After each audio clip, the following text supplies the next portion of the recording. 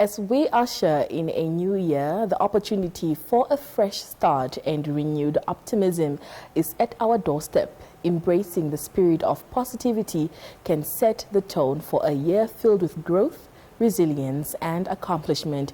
In pursuit of a positive beginning, we are joined by Simalumba Nawa, the Blindspot coach, and his tagline is saying more than what meets the eye. He now joins us telephonically to give us an update, or basically just to talk to us about how one can start off the year with so much positivity.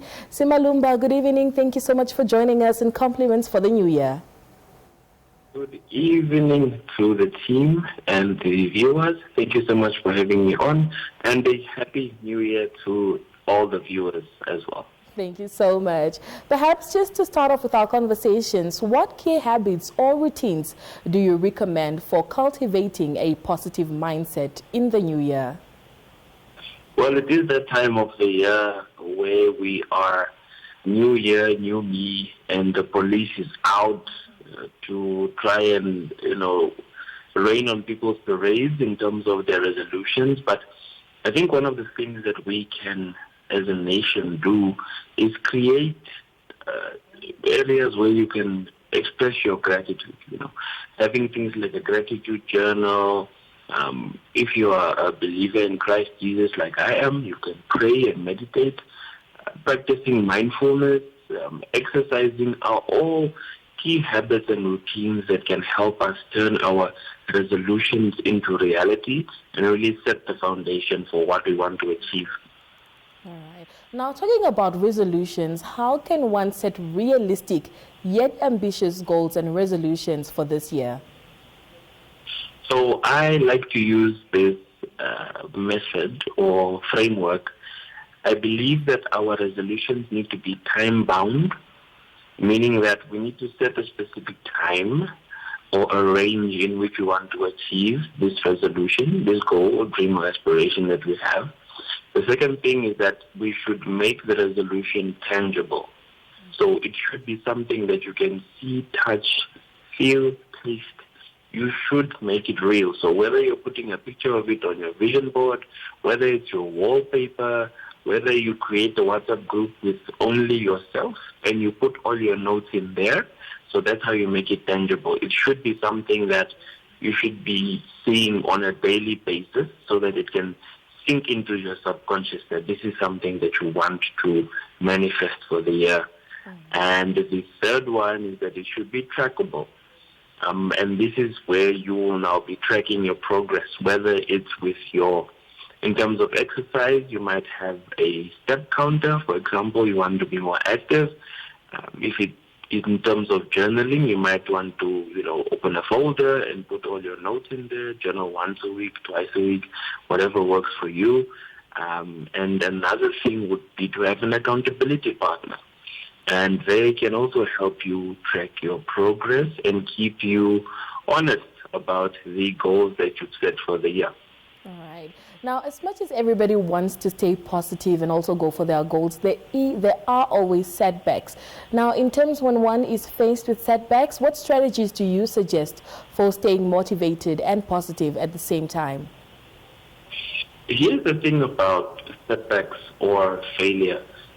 We tend to have this mindset or belief that failure and success are opposites. But I firmly believe that success and failure are wings of the same plane. Therefore, failure is what they say the first attempt in learning. So when you have a setback, when you miss the mark, you need to, reset, analyze, and see where you went wrong, right?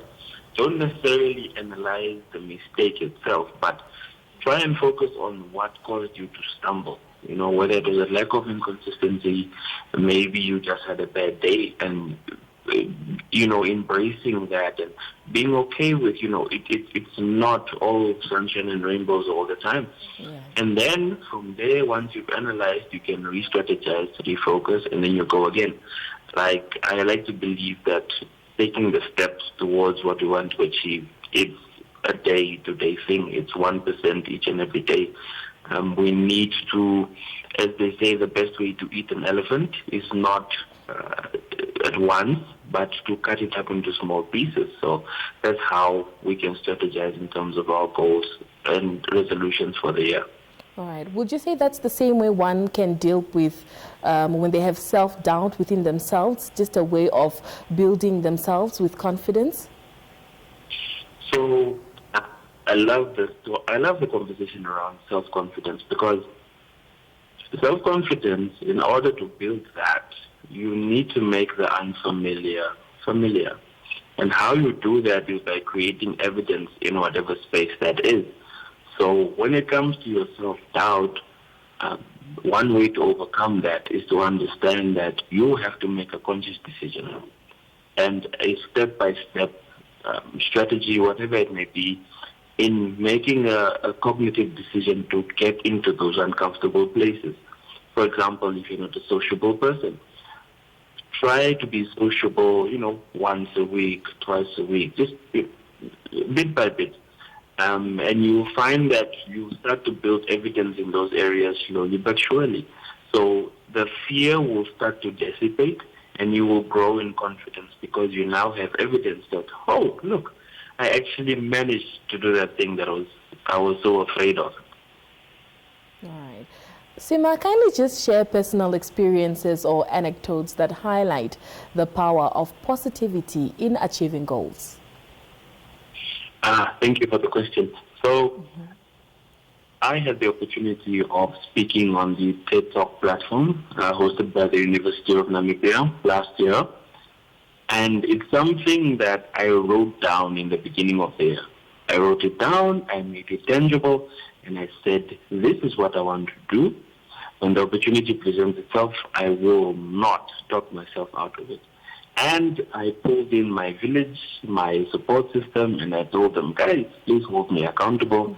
This is something that I really want to do, and don't let me talk myself out of it. Because we all struggle with our self-dialogue, how we speak to ourselves and our thoughts and whatnot. So it took me bringing in other people, those who I knew I could rely on, and those who could actually show me my potential and show me how I can actually strive for excellence and achieve it. So I think having a good support system is a brilliant way to achieve turning our resolutions into reality. Now, for those that do not have a proper support system, are there perhaps specific books, podcasts, or resources you would recommend for one to continue being motivated? Definitely. I think a book that is a must-read for anyone who wants to transform their lives is 7 Habits of Highly Effective People by Stephen Covey. Another great read is Atomic Habits. The author is James Clear. And my personal favorite is The 5 a.m. Club by Robin Sharma. Now, if you are not a bookworm like myself, I would suggest you check out my podcast. I have a podcast called The Blindspot, and it's a self-help centered and locally based stories. I interview people who have been there, done that, and they're giving nuggets about how they've managed to build themselves and be a success and have impact in the community. Another podcast that people can check out is the Daily Mastery podcast by Robin Sharma. I think that one is beautiful. It's bite-sized. It's very short episodes, so it's something that you can make part of your morning routine, or so on and so forth. All right. Now, Sima, this is the 1st of January 2024. At the beginning of the year, how can one just create a supportive environment for personal as well as professional growth? Well, I'll go back to my point of the village. It really takes a village to not only raise a child, as the African proverb says, but it takes a village to succeed. We need people. We as humans are wired for community. We are wired for interaction, engagement, and so on. So I think it's vital that we find people or become the people that would be part of that winning circle of individuals that are striving towards similar goals, or those who are able to help you build towards whatever it is you want to achieve. So whether it be personal, whether it be professional, I believe it's so important to have a community of people who are like-minded, but also who challenge you, who can give you different perspectives, so that you're not living in echo chambers, but you can actually learn from the people who are around us and correct course whenever we might go off. Sima, what's your New Year's message to everyone this evening? Wow. Pressure. Pressure. My New Year's message for everyone listening would be that, can we move and shift to a space where we create meaning and be deliberate about it? You can go through your whole life looking for meaning and never find it. But I think it's so powerful and so intentional when we take the responsibility to create the meaningfulness in our lives right under our feet. And I think that will be a beautiful platform to practice gratitude, to tap into our potential, to tap into our purpose, to tap into everything that we want to achieve by starting to cultivate that environment right wherever you are, whether it be at home, at school, at work, wherever you find yourself.